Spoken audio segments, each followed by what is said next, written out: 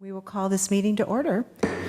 And welcome to the July 10th Traffic and Transportation Commission meeting. And I would like to take this time to welcome our newest commissioner, Paula Matelli. Great to have you here. Welcome. Yeah. All right, and we usually start with the Pledge of Allegiance, so please rise.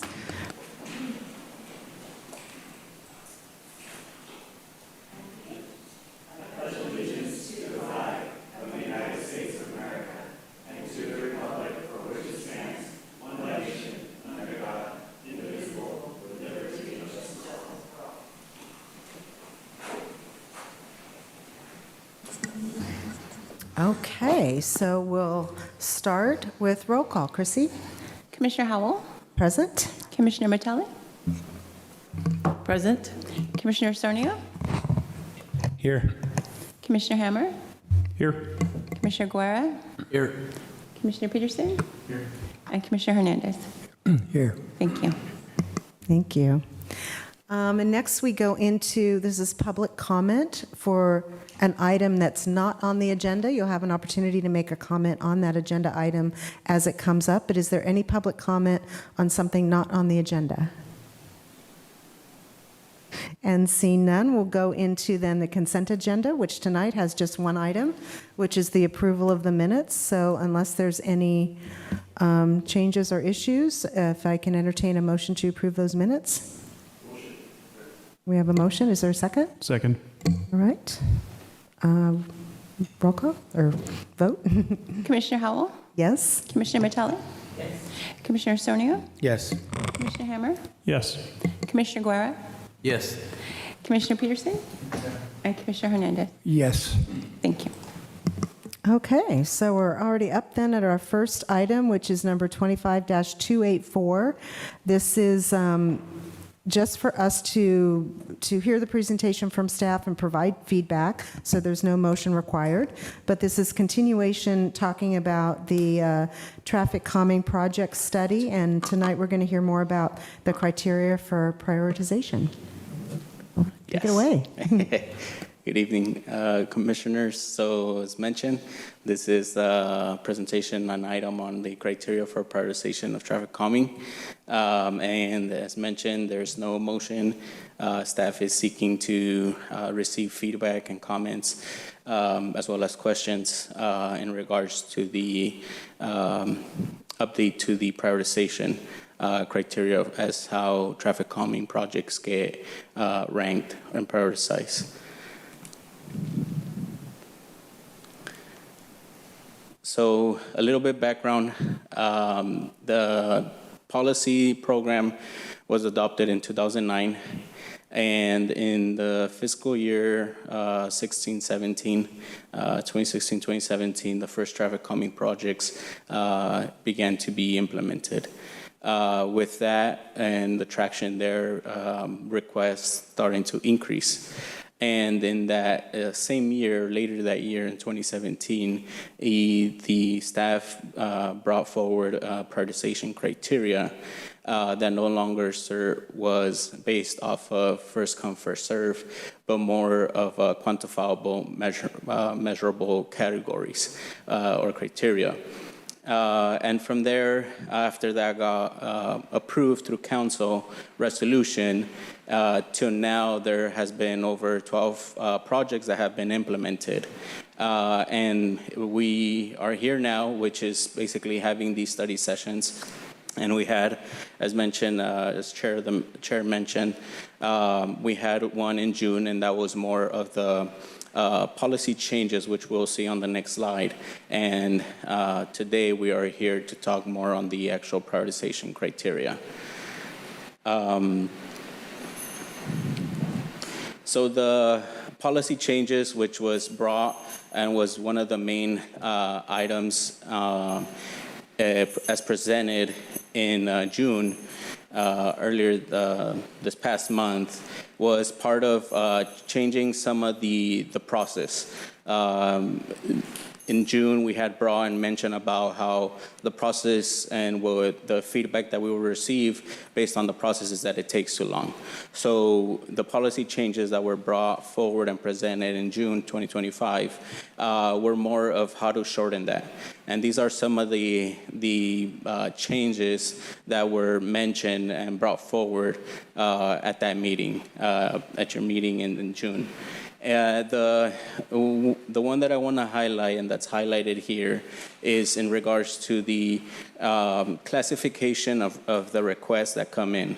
And what I mean by that, and it was mentioned at that meeting, was about creating classifications which had to do with safety.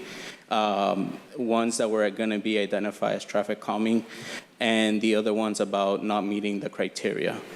There are other, as you see in the slide, there's other policy changes, but the main one that has to do with what we are bringing forward today has to do with this one in specific.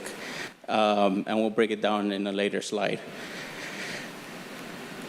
So as last time when this was approved, the city again surveyed different agencies, and some of them include Livermore, La Habra, Pleasanton, San Mateo, Modesto, and other ones that were surveyed.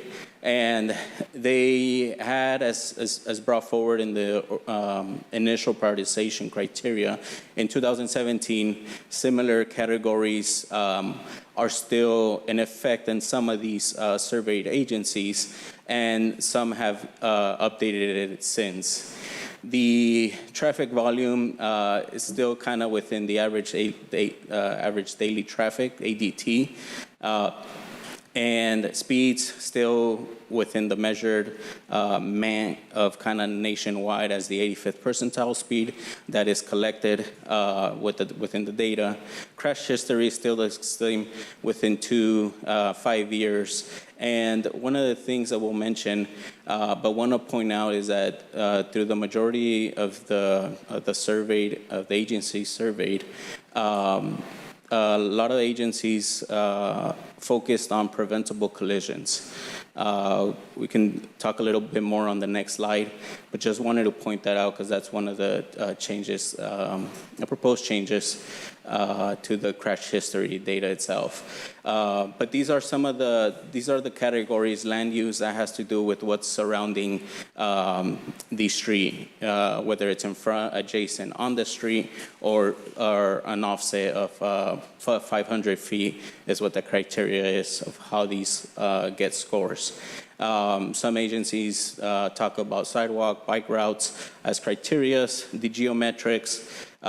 There's one that has to do with cut-through traffic, which is basically a percentage of non-local traffic. Others have to do with certain percentage of a percentage of support, and then the engineering judgments. And some of these are kind of only identified within one of the agencies that was surveyed. And then the percentage of non-local traffic, that's one that will take more effort and difficult to measure because there's more effort to go into that to really account for what the non-local traffic is. So similar criteria, some percentages altered a little bit, but with that, we will look. So this is the prioritization criteria, and on the left hand of the table, we have we have 6 categories, but we'll see that in the current score, we have 5 categories, one that's not applicable, as it's not in effect now. So we have traffic volume, which is average daily traffic, and that's collected now within 3 days of the week. And that's how the volume is collected. The speeds, it's measured at the 85th percentile speed that is collected along with the volume. The crash history is taking a look at all the collisions within a certain period along that street. And then there's adjustment factors of 4 and 3 respectively for fatal and pedestrian bike collisions. The land use, as mentioned, has to do with any school zones nearby, any pedestrian trip generators, which typically have to do with parks, any public libraries, any public center. And then also in the current criteria, prioritization criteria, we have what's the geometrics and engineering judgments. And that's based on any horizontal and vertical curvature found within the roadway itself, any uncontrolled crosswalks, things that have to do with the roadway. And all of these in that initial 2007 prioritization criteria, they all were being scored at a maxable point of 20 points of 20. So each category basically was weighted the same. Now, as mentioned, to bring back the classification portion is about safety, about the traffic calming, and about the ones that do not meet the criteria. And that has to do with a change that you'll see, basically more focused on the speed. So speed basically had to do with receiving the same scores as maximum possible scores as well as the other categories. The proposed change is basically not setting a max score on speed. The majority, 95% of petitions that we receive have to do with speed, and basically, the safety portion. So we wanted to change the score of speed, not to increase a max amount, but basically have no max on it. Before, it had to do with 2 points for every mile per hour. The 85th percentile was above the posted speed limit of 25. That basically said that if a vehicle or the 85th percentile of that street, along that street was 35, which is 10 points above, that's where it would be capped. So if it were to be above anything above 35, 37, 40, 39, anything above that, it would still receive 20 points. The change now is that basically if we do get anything above 35, there would be additional points added to this category. And same thing for crash history. Basically, same thing applies. Not setting a max possible score. And for the traffic volume, and these two, speed and crash history, typically are the ones that are in regards to the safety component, and that's why they don't have a max possible scores. For the traffic calming, one of the change is changing the number of days of data collection. So going from collecting 3 days during the week to collecting the total of the 7 days of the week. For land use, there's no changes to this category. The geometrics and engineering judgment, it did propose, or there's a propose to reduce the score to 15 possible max possible points. And that has to do with giving it 5 max points for a new criteria that we're proposing, which is approved planning documents. And what this is referring to is that in 2022, 2024, respectively, the City Council approved Safe Routes to School and Active Transportation Plan as planning documents, key strategic planning documents. And within those planning documents, there are countermeasures, there are recommendations within residential streets that are for Safe Routes to School within school zones. And some of them identify traffic calming devices. So if a street is identified within one of these two planning documents, then it receives a score of 5. It gives that, and that's basically to kind of account for planning efforts that are already identified, and there's a plan for that. So these are the changes, and with the changes, as mentioned, in regards to the classifications, one of the proposed thresholds that we're determining between the identifying the different classifications is setting a max of 75, and anything above 75, it would trigger the safety component. And that's basically, as mentioned last meeting, that it wouldn't have the same process as a traffic calming one, which would be bringing a prioritization criteria, waiting for a meeting, and then going out and sending notification about if there's any feedback against the plan. What a safety project would have to do, as mentioned, is we would work with our own consultant, traffic engineer consultant, and try to put a plan together as immediate as possible to tackle what's considered a safety, from a safety perspective, the project and the street. And before, we've had mentioned and brought to the commission, to council, about closing out certain petitions that are under a certain score. And as part of these thresholds, we're proposing to be implemented within the policy itself to set that score at 20 and under. Any petition that scored 20 and under, it would be automatically closed, and we would notify the residents that submitted the petition. And we set it at that to keep petitions and not having to close them, and residents be repetitioning. But we didn't want to put it too high just because of that. But when we compare what we've seen in the previous two prioritization criterias, is we've seen streets ranking at 70, at 80, at 60. And there's a big difference between, with the resources available, there's a big difference in terms of addressing those versus addressing the ones that are ranking 20 or below. So those are the thresholds that are determining the classifications, the proposed thresholds. And as mentioned, we would like your feedback on that. And I think that ends the presentation, and open it up for questions and comments. Okay, thank you so much. I'm going to start to my right. So Commissioner Guerra, do you have any questions?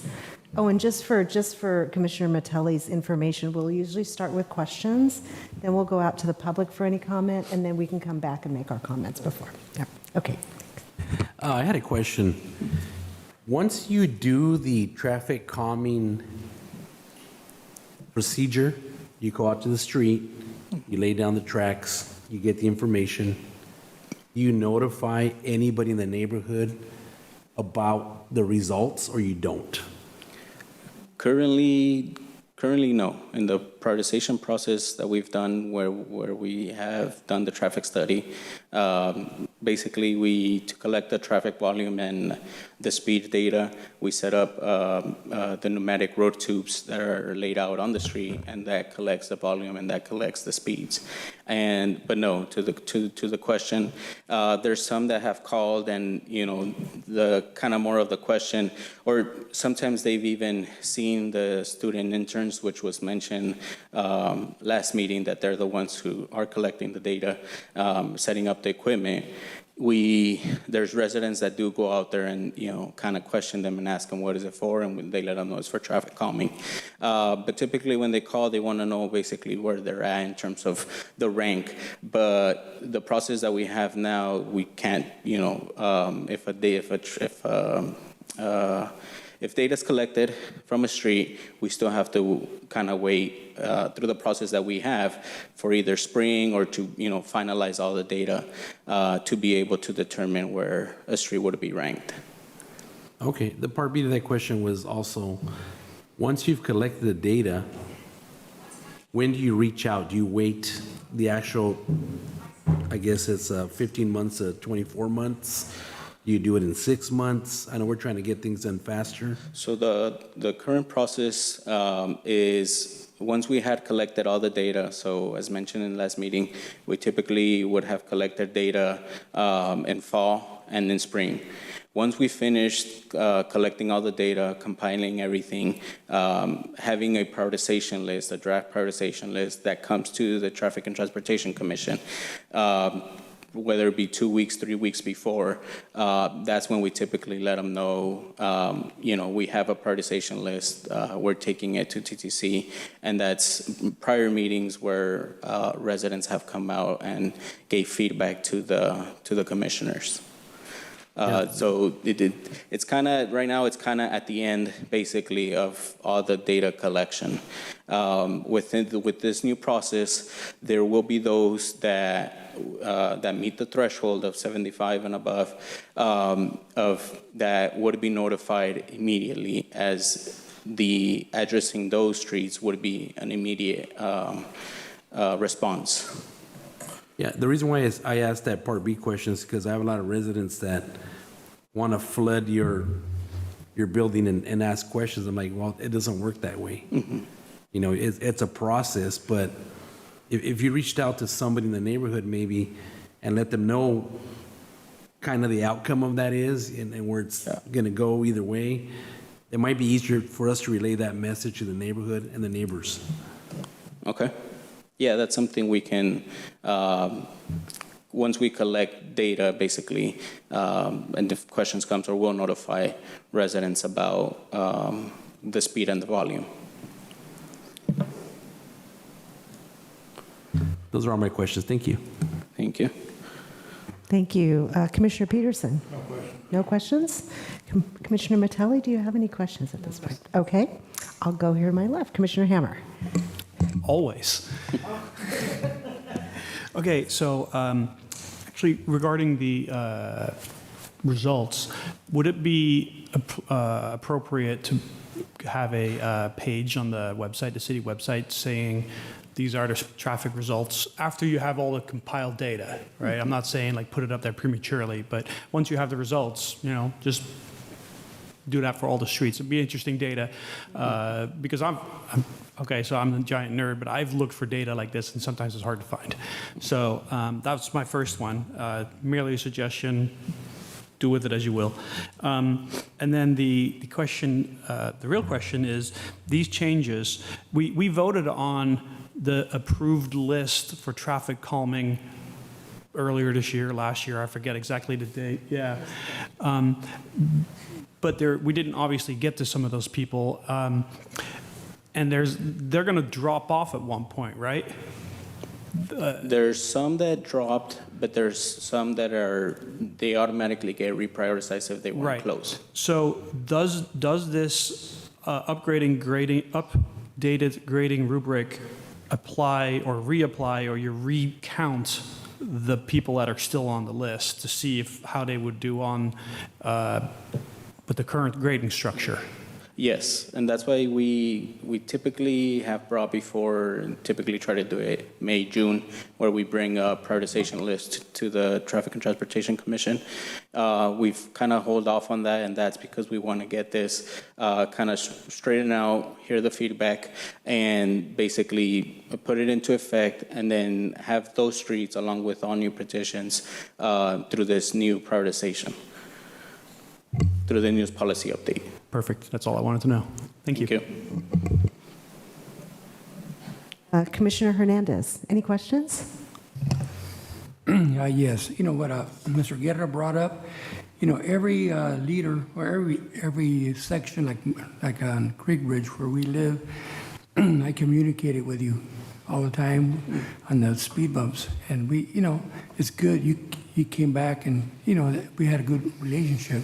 And we need to know what we needed, and I think every person that brings us up for coming for their area, we need to connect with them. That way they know what's going on. People ask, a lot of people don't want to get involved, but you always want to have somebody that's going to lead the pack.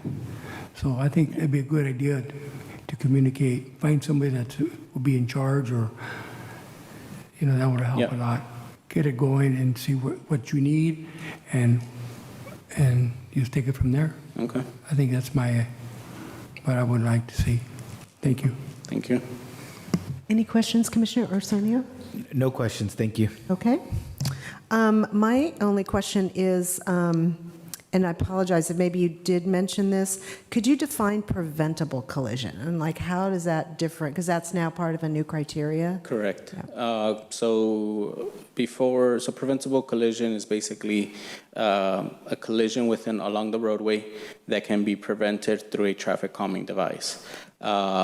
Typically, if there's a collision that's unsafe speed or something regarding speeding, and we know that per data that we've collected through the implemented projects, and per the policy about the speed reduction that the speed cushions have, and percentage-wise, we can say that they do have a metric for reducing speed, right? The effectiveness of reducing speed. So through the traffic calming device, it can prevent, if installed and if it would be there, then it could have prevented that collision of unsafe speed or having to do with speeding. So the difference, to kind of give another example, is we have collisions at times that are auto right-of-way. Those aren't typically, resolved or have a solution through a traffic calming device. So some of those would not count. DUI collisions, other collisions that, are not preventable, as mentioned, through any traffic calming device or speed cushions. So that's kind of the difference. So there can be some. We take a look at all the collision, but then we focus and we populate the preventable collisions within the proposed new change. Thank you. That's the end of my questions, and so I think at this point we'll turn it out to the public. And is there any public comment on this particular item about the new criteria for traffic calming? Come on up. Welcome. Thank you, Commissioners. I'm Yolanda Hayes. I just wanted to find out whether the person that's the petition writer, if he calls in, or they or she, they call in to get the results for the traffic calming study, they can get that information. Is that correct? So if you can please let us know. That way they're knowledgeable. Whoever wrote the petition can inform the rest of the residents if they ask. The other thing that I'd like to, and I think there's 10 people, right, on a petition. I don't know if that's changed any, but you need at least 10 people. So of those 10, there's going to be a petition writer, and they're probably the ones that are going to be more interested. The other thing is, where I live, it's the streets are really wide, so we're very fortunate, which is not very common in Salinas. Normally you have both streets that are packed with cars, so we're very lucky. However, being lucky is also unlucky because we get a lot of racing people around. And one of the things that I've seen lately are mini motorcycles. They're real low to the ground, and they're maybe I would say under 15 that are riding them. They're hard to visualize. And also, like, I don't know what they're called, dune buggies. Sand buggies, I don't know, but they ride them in the street. Some have plates, some don't. And they go really fast. I'm wondering if the monitors that you have on the road, if those people driving those types of vehicles, is that counted in the traffic study? Because they drive really fast. The other day I saw a 4-year-old driving one of those little motorized cars in the road, and you couldn't see him except for the flag way up in the sky, but he could really be in danger. And I did talk to the mother just to let her know that there's a lot of cars and can't see him. And what about animals being killed on the road? Are they on these streets? Are they considered part of a fatal accident? Because to me they are. To me, I mean, I couldn't live without pets. They're my world. So, that's something that I'd like to consider if that's considered in the tally of the criteria to get speed cushions. And that's it. Thank you. Thank you so much for your comments, always. And maybe, Mr. Rodriguez, kind of along those questions, then, you do notify the petitioner, right, or the lead person who's turned in the petition, they're kind of like the contact person? We follow up, as mentioned, we follow up basically before we would bring the prioritization list and just have them spread the word of reaching out to their residents about attending the meeting where we bring the prioritization list so that the commissioners can take that into account when they're doing their recommendation to City Council.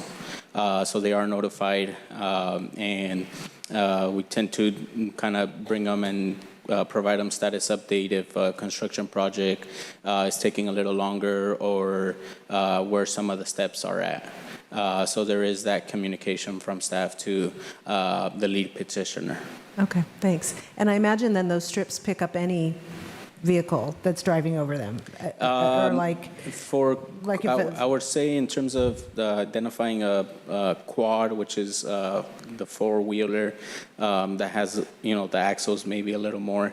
I can double check, but the pneumatic road tubes are typically set at a certain spacing to identify within the counters. They have their formulas of how they come up when the axles hit these tubes. I see. So, if typically a vehicle has a different axle, kind of differentiate between the front axle and back axle, there might be either some discrepancies there, but we can look into the counters and kind of see where that data, how that data comes in. Interesting, thank you, that's it. Okay, so I think, again, there's no action required tonight, but we'll go back for any final comments or feedback for staff. Commissioner Guerra, anything else? No? Thanks for the presentation. No comments. Okay. Commissioner Peterson, anything? For the most part, it's pretty good. My concern is on crash data. And the reason I have concerns is the crash data in Salinas is notoriously bad. And the reason for that is there's a phenomenal number of hit-run crashes and things like that. And the police don't always show up for, in fact, they show up for less than half the crashes. And they don't always do reports. And there has to be, to get in the system, there has to be a report. And fire may or may not do a report if they show up, and things like that. I was with Salinas Police one night, showed up for a crash. The guy sitting in the passenger seat, nobody in the driver's seat, and the guy said he didn't know who the driver was. So you get a lot of that kind of thing here. And I would minimize the crash data simply for that. There's places where there's an awful lot of, there would be a lot of crash data if it could be compiled. Thank you. Thank you. Commissioner Mattelli, any comments, final words? Okay. Commissioner Hammer. I will remain silent. Don't disappoint me. Commissioner Hernandez? None whatsoever. Thank you. And Commissioner Sonia? No comments. Thank you for the presentation. Yeah. And my comment is thanks as well. I think that based on our conversations last month and the presentation you did and this, I think it's a great new process for this.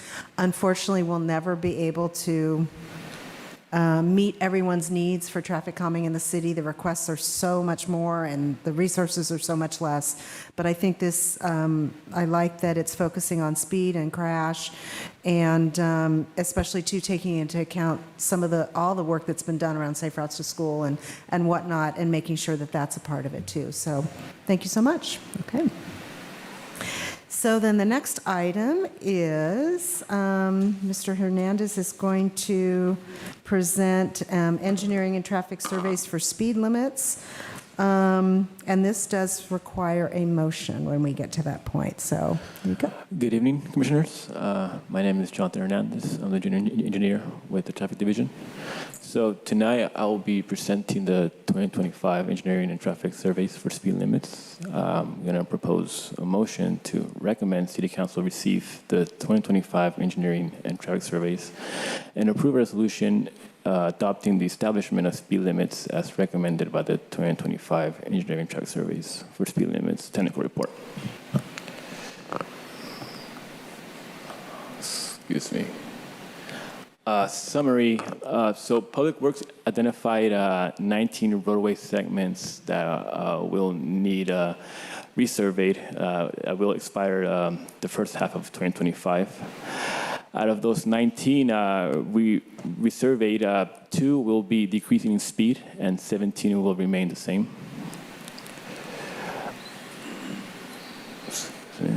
Background. Speed limit sign is a federal device, therefore it's established by law. Engineering and traffic surveys shall be conducted every 5 to 7 years for the posted speed limit to be justified.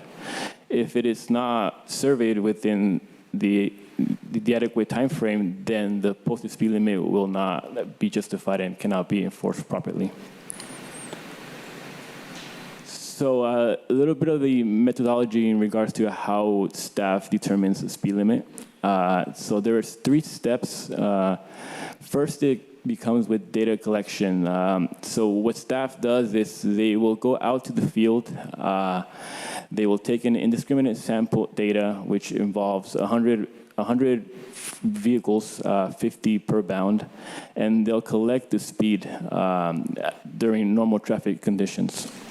Once the sample data is collected, then we determine or we measure an 85th percentile speed, which is a measure that tells you 85% of the speed that the vehicles are going at or below.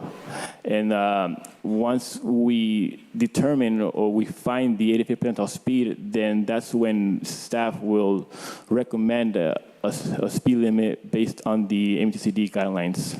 So an example to this is, let's say we go out and collect an 85th percentile speed of 34 miles per hour. The guidelines let us round to the nearest 5, so 34 will go up to a 35 mile per hour. And we're also allowed to now reduce that by 5 miles per hour, so that 35 will go to a 30 mile per hour, and that would be what staff would recommend as the speed limit.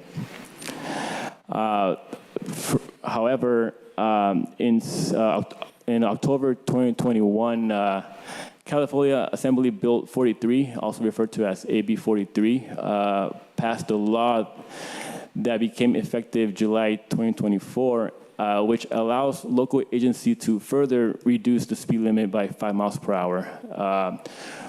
But however, this is only allowed in roadway segments that are considered a safety corridor or that are adjacent to land or facility with a high concentration of pedestrians or bicyclists. These could be children, elderly persons, or persons with disabilities, and the unhoused. With that being said, let me give you an example. So if we were to take back the standard procedure for speed limit, let's say we go back to 34 mile per hour, 80th percentile. So we would round to the nearest 5, will be 35 miles per hour. Then we take that 5 mile per hour reduction, which is, we'll take it to 30 miles per hour. And now with the A43, we'll be able to take it even back to 25 miles per hour. That's the new rule. That being said, here we can see the 2 segments that staff proposes to be reduced. We have Airport Boulevard from an existing speed limit of 45 to 40. And we have Casantini Street from an existing speed limit of 35 to 30. Here we see the 17 segments that staff proposes remain the same. With a note that Linwood Drive, we applied the AB43 method, which means we added an extra 5 mile per hour reduction. With that being said, any questions? Thank you so much. A lot of data. Commissioner Arsenio, do you have any questions about this? Yes, I know that the recommendations sometimes can be a little, well, especially with the council members, the representatives, where the recommendations are coming obviously through this this process, and a lot of times it almost seems like the council person is saying, okay, I agree with, you know, making this either this street, the increasing the speed limit. But is there a lot of education that's done around that as far as like outreach to the community, kind of like how this whole process comes about? There's very little outreach. Yeah. It's something that we need to improve on. Yeah, and the only reason I ask is I'm thinking about Cansantini. I remember a couple years ago that one was kind of you know, a little touchy for folks because it's a straightaway, and I remember we were talking about changing the environmental structure and design of that street to be able to make it look like it was a little bit busier to make people slow down. So it just came to mind right now about thinking about what the current outreach for that is. So we can do better. We can do better. Okay, We can do great. better. Okay, well, that's good to know that you guys are on it because I'm sure we're going to do a better job of it. So thank you. No other questions. Commissioner Hernandez, any questions? None whatsoever. Commissioner Hammer? So on Castantini, that's the lowest you're able to go based on the 85th percentile? Yes, Cosentini is not labeled as a safety corridor, and we don't have enough pedestrians Sure. to qualify for the 8043. No, I don't think there's anything planned for any of those empty lots over there, right, that would change the designation. Okay, and then on Airport Boulevard, that is a really rough stretch of like asphalt. Yeah. And so that is still rated at that speed? So the airport, I believe, was lowered. It went to 30. Yeah, well, that's the data that we collected, and Okay. that's the. So the physical conditions of the roadway, I thought you guys had a variable that could address that. No. Oh, okay. It's only if it's considered a safety corridor, or if it's within a segment that has a high concentration of pedestrians or bicyclists, then we take that into consideration. But when it comes to just taking the survey, then we follow. Because I would argue that that is a high pedestrian zone for the workers that are going back and forth to all the work plants and whatnot. We'll take a look at that. So, thank you. Yeah. Any questions, Commissioner Metelli? I actually do have a question. The 19 speed surveys that are expired the first half of this year, the first half is already done, so they're expired. Correct. I did not know about speed surveys, so are those posted anywhere where residents could see what those surveys are if it relates to their street? I don't believe they're posted, no. So, and I think I heard you say that once the speed survey is expired, the speed limit is not enforceable? That's correct, yeah. So I would assume the police officers are aware of the speed surveys? Yes. Oh, okay, just not the residents, so they can't catch them? Okay, that's it, thank you. Questions, thank you. Commissioner Peterson, any questions? Yes, thank you. First, on maybe I missed something, but how does an area get designated a safety corridor? So there has to be a corridor that has high collisions, and these collisions have to be severe or fatal. So it has to be there has to be a concentration of high, severe, and fatal collisions for the city to consider it a safety corridor. Who makes the decision? That would be a traffic engineer. Okay. Is there a way somebody outside the city, like one of us, could initiate the process? It's more data-driven. I think we would have to analyze it and collect data. I mean, could I write a letter to Public Works Director and something requesting a safety corridor? Well, I guess you can't stop me from writing a letter, but... I'll let engineer. So the safety corridor component, as mentioned, the whole process of the engineering and traffic surveys is outlined through the federal has its own MUTCD. California has some revisions that it has done, and the way that we process the engineering traffic survey is through the California MUTCD, and the MUTCD recently updated or put out a new revision, and that revision has the identification of safety corridors and even the what qualifies as a high percentage or high pedestrian generator. So the MUTCD itself has the kind of the qualifications of what's considered a safety corridor. So basically, it would be state law then? Correct. Okay. Different subject. Is there a way to consider an area with a high number of homeless people to be of concern? And let me explain why. A number of homeless people, but I'm sure a vast majority, are banged up in some way. And a couple weeks ago, I saw a woman crossing Alisal Street who walked incredibly slowly. And I use her as an example because I know where she lives and she's homeless.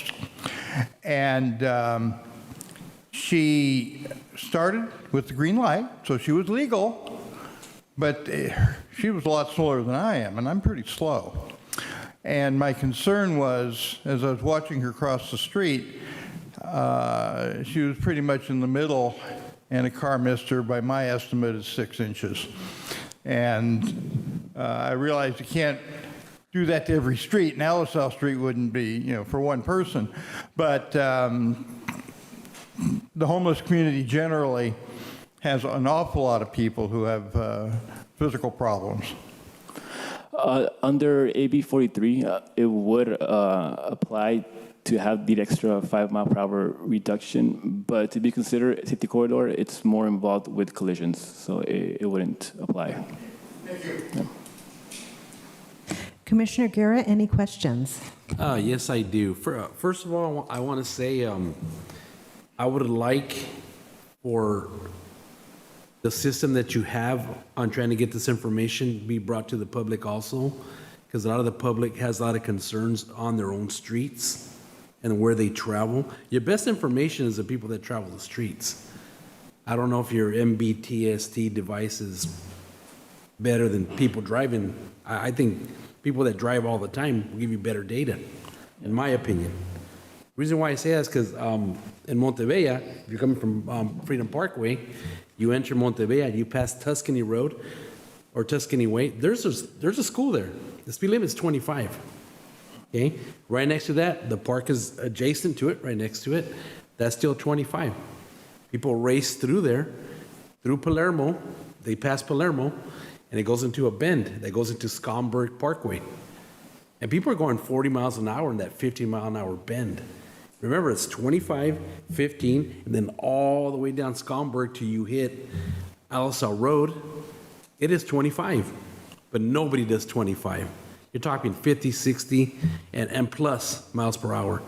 So I'm thinking your device is probably not accurate, especially in our neighborhood. We've had plenty of crashes there, and we put in data, information, applications to have lights flashing, speed bumps, stops. Well, stop signs I know we can't do anymore. Things to prevent people from going over the edge, and they wind up in the ditch. Yeah. That's something we can take a look at. Okay, that was it. Thank you. Thank you. Please look into it. Thank you. I don't have any questions, so at this point, we'll turn it out to public. Is there any public comment on this particular item about traffic surveys for speed limits? Okay. Seeing none, we'll bring it back for comments, and then we do have a requested recommendation. Commissioner Arsenio, any final comments? Yeah, thank you for the report, and as always, I think it's just more information that gets out to the public. I think it really makes not only the council member representatives, gives them a little bit more space to be able to have those conversations with their constituents, but also as the city, on the city's behalf, because that information is getting out there before the constituent is having to come and ask about it, just makes it for all smoother out process. But I know you guys are working pretty hard on getting the communication out there. So I'd just say continuing that work would be greatly appreciated. Thank you. Thank you. Commissioner Hernandez, any final comments? Yes, thank you for your report. And also, yeah, we need to get all that information out to these people, and we got to work together. That's the best way.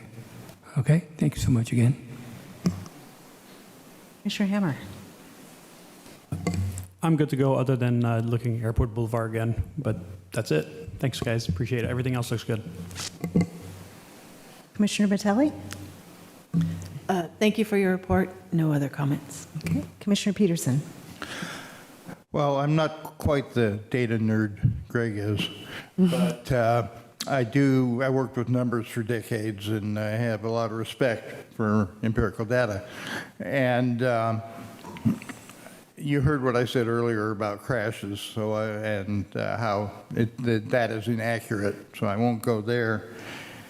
But what concerns me is Californians drive fast. And at the last meeting I mentioned I'd been in Portland, and I was just blown away with the difference in Portland. There were 20-mile-an-hour zones, and people were driving 20 miles an hour. It amazed me. And I think the biggest problem here is a lot of speeding. What can be done with facilities is minimal.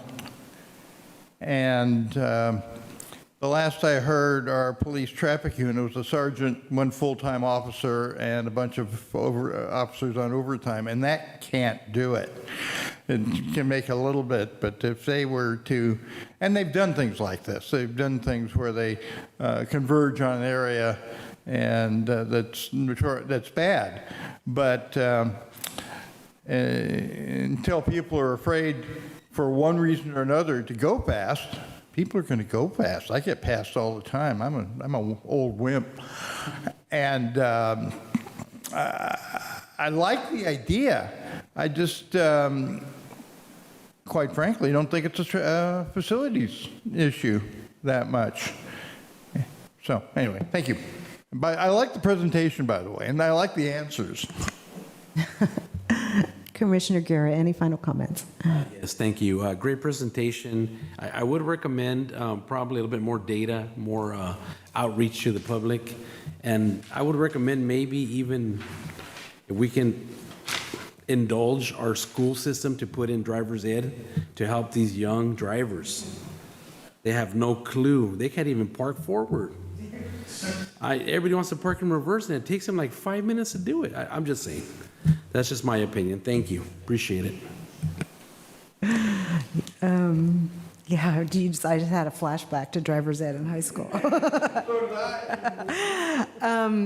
Yes, thank you for the information and the work, and I know you guys have a lot on your plate, but I think good suggestions here about, at minimum, alerting the council members of those districts and where the streets are in those districts that this is happening, and then I think it's an opportunity for them to do another reach out.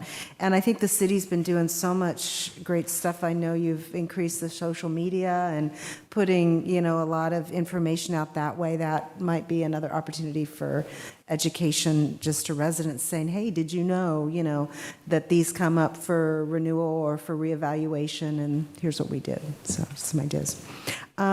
So with that, again, there is an ask to make a recommendation. So is there a motion? I'll motion to accept the recommendation.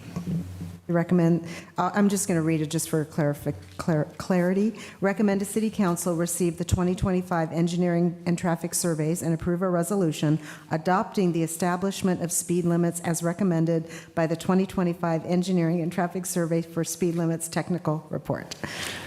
That. Is there a second? A motion. Second? Chrissy? Commissioner Howell? Yes. Commissioner Vitale? Yes. Commissioner Sonio? Yes. Commissioner Hammer? Yes. Commissioner Hammer? Yes. Commissioner Guerra? Yes. And Commissioner Peterson? Thank you. Okay, thank you. Thank you all. Next up is 25-275, Arcadia Way Neighborhood Traffic Calming Plan. Keeping the traffic calming subject matter rolling, and this might be the last one then with the new Yes. process. So take it away. Yes. So again, good evening, commissioners. And yes, Arcadia Way Traffic Calming Plan. And as mentioned, this item is still within the current policy, and we're bringing it forward for the motion recommending City Council approve the resolution approving the Arcadia Way Neighborhood Traffic Calming Plan, supported by residents for implementation. So a summary of Arcadia Way. So Arcadia Way was ranked second highest of the prioritization, traffic calming prioritization of fiscal year 24 and 25. Earlier this year, we had brought Las Casitas, which ranked the highest, and we're worked through the Arcadia Way. And we worked with the residents of Arcadia Way, and we met with them, and they developed a plan at a community traffic calming meeting. Within the meeting, the majority were in consensus of taking the plan for a vote with modifications that they added. And at the end, we'll take a look at the plan that was developed. So the plan was taken to a community vote per the policy. And the neighborhood did meet the support requirements required by the traffic calming policy. And those requirements, we'll talk on it on the next slide. And by them meeting the requirements, staff recommends the approval of the implementation of the Arcadia Way traffic calming plan. The traffic calming, the plan support phase, it was a total of 6 weeks for the neighborhood. It consisted of a total number of households of 229.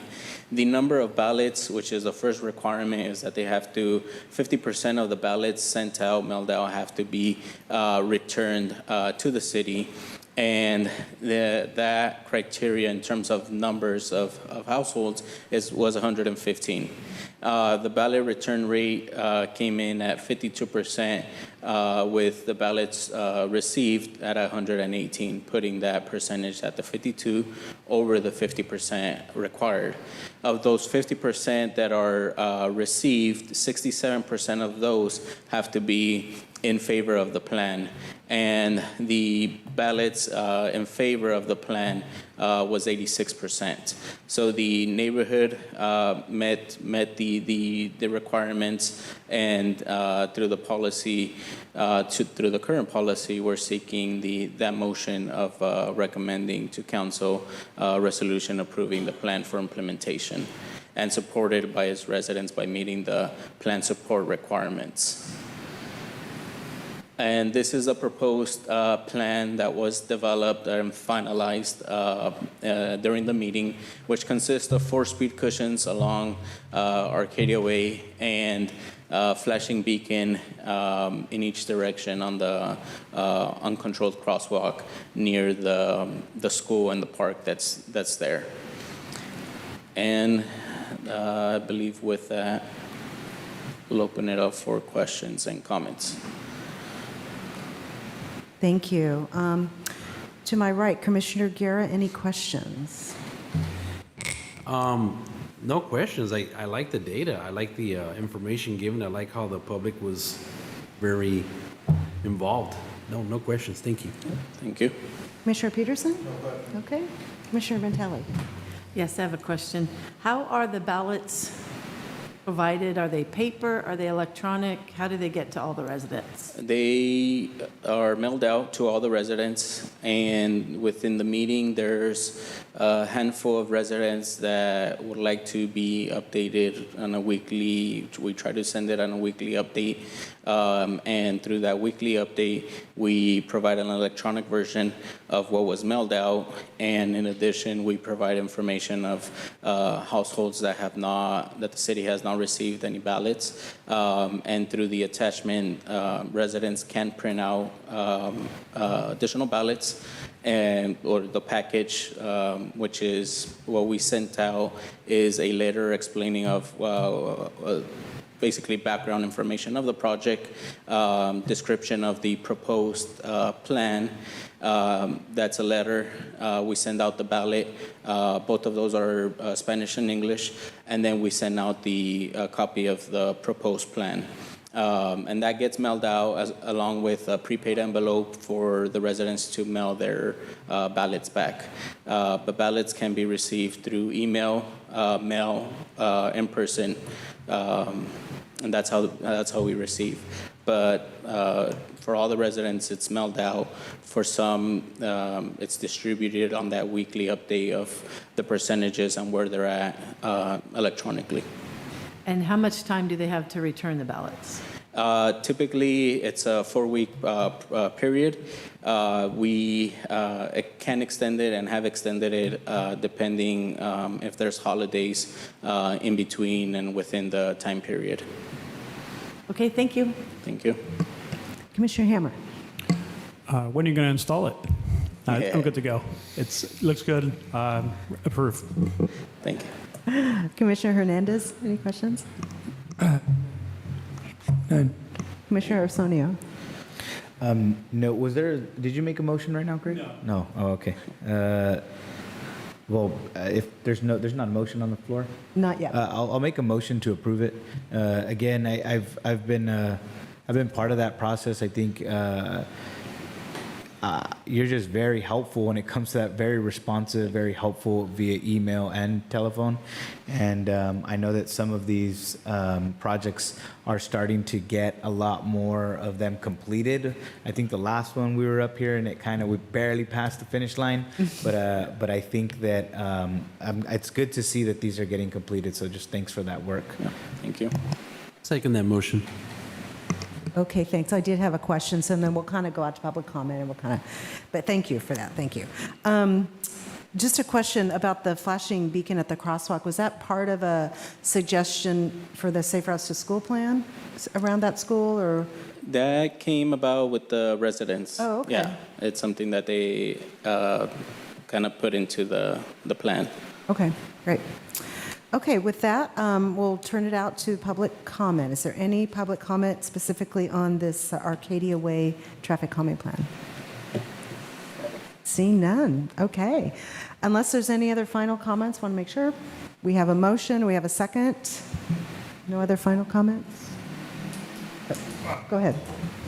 I'll just make a quick comment that I saw a crash on Arcadia some years ago. And it was one that could not be prevented by facilities. It was somebody went into a turn very much too fast. And I was with a Salinas police officer who did take a report. But that was memorable. Thank you. Final comment. I'm glad we're getting it done. Thank you. Good presentation. Any final comments on my left? Okay, with that, we have a motion and a second on the floor. Chrissy? Commissioner Howell? Yes? Commissioner Mattelli? Yes. Commissioner Sornio? Yes. Commissioner Hammer? Yes. Commissioner Guerra? Yes. Commissioner Peterson? Yes. And Commissioner Hernandez? Yes. Thank you. Okay. This is the most now exciting part of the year for a commission.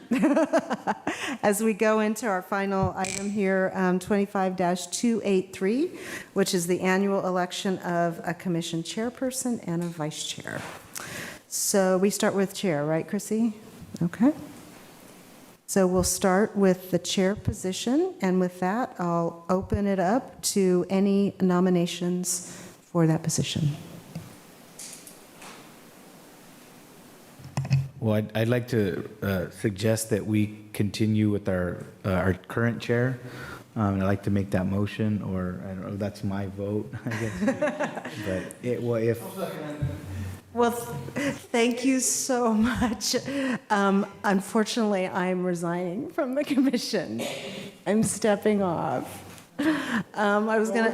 Keep you so tired in the chair. yeah, I know. I was going to announce that at the end, and it's just I have been really pleased to be on this commission. It's been about 11 years, and I don't know if you probably have that beat, maybe, Eric, but. John Fioringo and Mary Ann Martin were like both over 25. But thank you so much. I really appreciate that vote of confidence, so I will be unable to accept that. So, any other nominations? I can make a nomination. I nominate Vice Chair Hammer to be chair. Second. I accept the nomination. Okay. I move nominations to be closed. Okay. Does that need a second? Yeah. I second that. I second they be closed, unless I don't want to like deprive anybody of, this excitement. Okay. Well, thank you very much. Thank you. So Chrissy, we have a motion and a second for that. Commissioner Howell? Yes? Commissioner Vitale? Yes. Commissioner Sonio? yes. Commissioner Hammer? Yes, and I promise to be on time. Commissioner Guerra? Commissioner Guerra? Yes. Yes.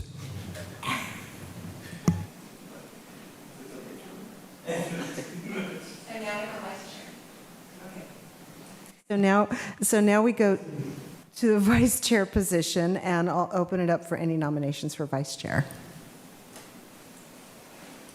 I'll make a motion to nominate Commissioner Guerra as vice chair. Does Commissioner Guerra like that? Is he okay with that? I'm trying to keep my life private. I accept. Okay. You're not private up here. Got your 700s filled out? Any other nominations or a motion to close nominations? Motion to be closed. Motion to Nominations to be closed. Motion to close. A second? Second. Okay. With that, Chrissy? Commissioner Howell? Yes. Commissioner Vitale? Yes. Commissioner Sonio? Yes. Commissioner Hammer? Yep. Commissioner Guerra? Yes. Commissioner Peterson? Yes. And Commissioner Hernandez? Yes. Thank you.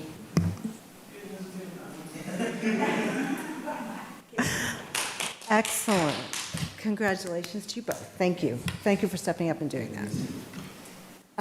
Okay, now we go to commissioner comments and reports. Anything you want to comment on, more questions for staff or reports on your district? And if I might just step out of turn a bit to just say again, I did submit stepping off. I don't want to call it a resignation, stepping off to the mayor the other day, and it's just really been my pleasure to serve on this commission. I've been chair a couple times and vice chair and whatnot over the years. I have learned so much. I really appreciate the work that staff does. You really, you really help us, educate us, and learn about this process. So I always feel like now I'm maybe a honorary traffic engineer or something. I certainly don't look at driving and walking and all that in the same way. And this is a really great group up here. So thank you for serving and for your time. And it's really been my pleasure. So thank you. So with that, Commissioner Orsonia, do you have any other reports or anything you'd like to add? No reports, and just wanted to say thank you for your service. I know, a lot of folks look at it sometimes maybe like as just one meeting a week or a month, I should say. But there's a lot that goes into being a commissioner and obviously an elected representative. And just wanted to say thank you for all those years of commitment to the city of Salinas. So thank you. Thank you so much for your service. Thank you. Got to know you. Thank you. Yeah, Well, thank I'll you. still come and do public comment. Thank you. Same, I'd like to echo what everybody else said. Thanks for taking us under your wing, and after, Jeff had to leave. And thank you so much. And I guess as your incoming chair, if anybody, I'll put my phone number out there if you guys want it, or email address. You can reach out to me anytime. My email address is gh, as in Greg Hammer, @greghammer.com. And my phone number is area code 831-224-3694. So if you guys want to, say hi or complain, and I'll forward it directly to Gerardo. Thank you. Commissioner Mattelli, any? Thank you for everything. I enjoyed my first meeting. I've already learned a lot. And I know, like you said, we drive different, we experience things different. So thank you very much. Thank you. Welcome. You made it. Commissioner Peterson. Well, probably surprise no one, as I got a bunch of things. But I know what you mean by you do things differently and all that. My daughter caught me trying to compute the cost of a crosswalk on Geary Boulevard in San Francisco. She just got used to me doing things like that. Tonight, I made several comments based on my experience when I was on Police Community Advisory Committee and doing a lot of ride-alongs with Salinas Police.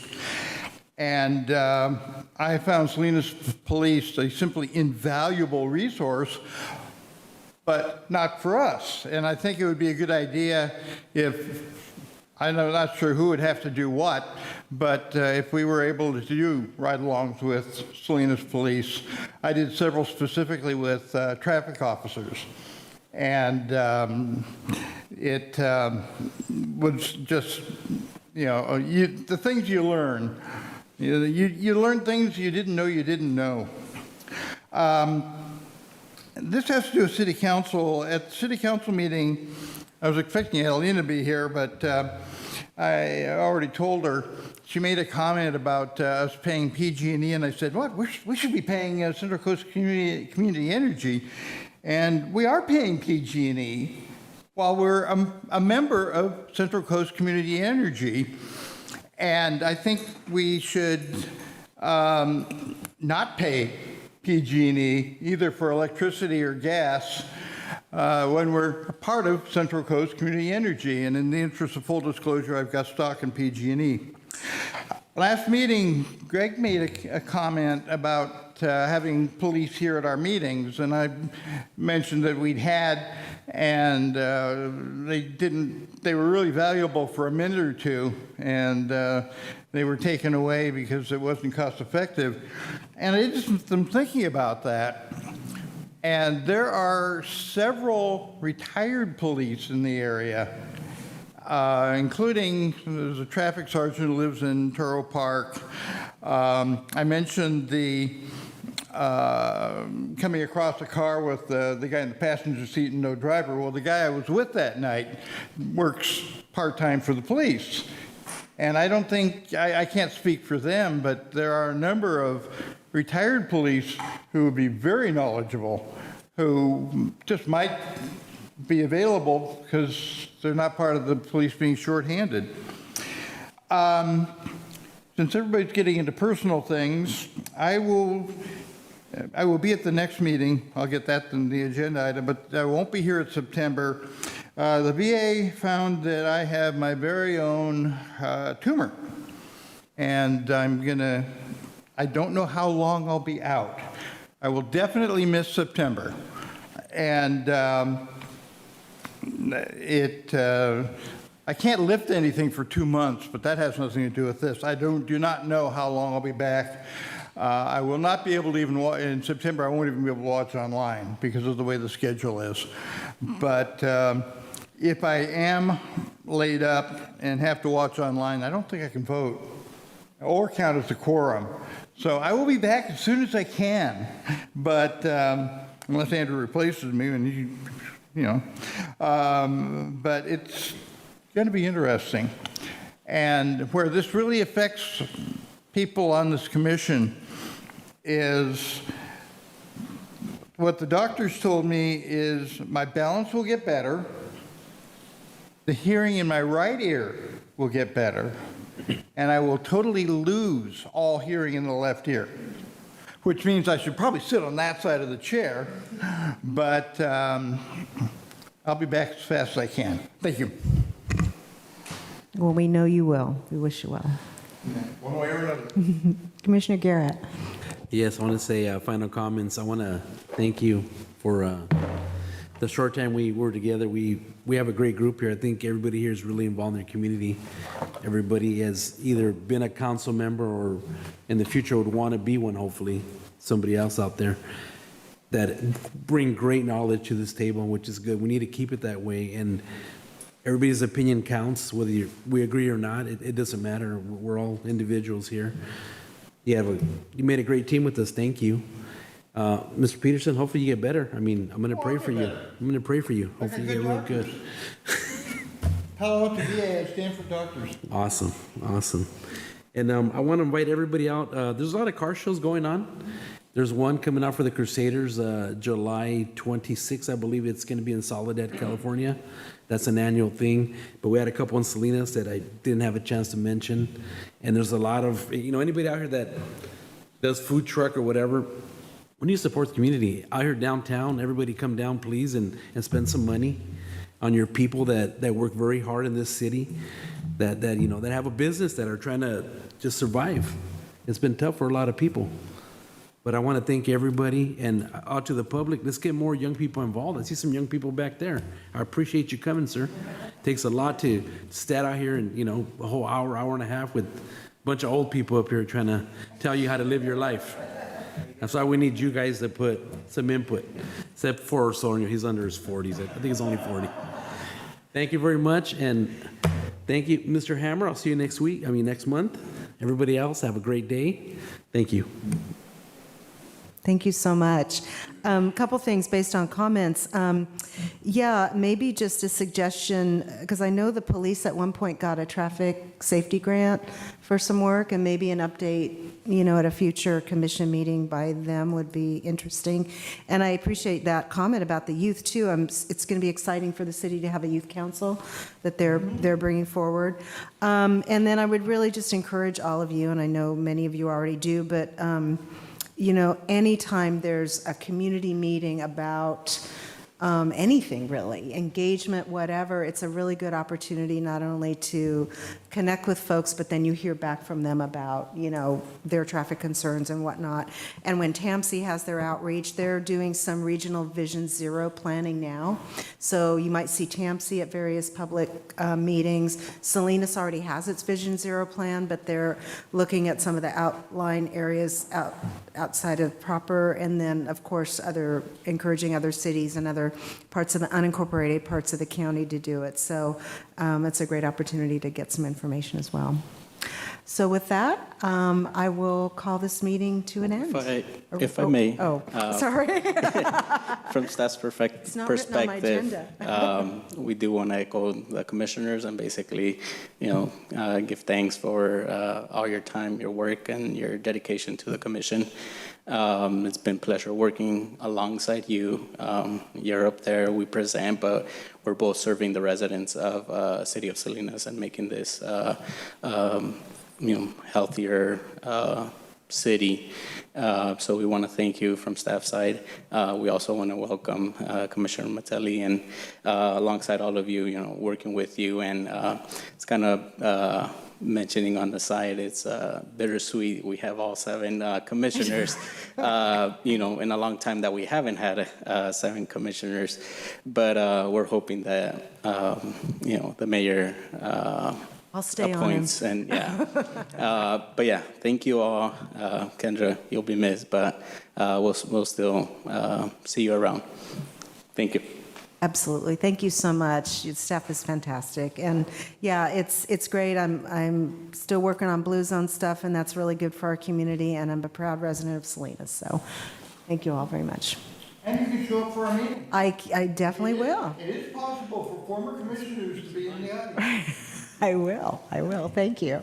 And with that, now I adjourn the meeting. Thank you.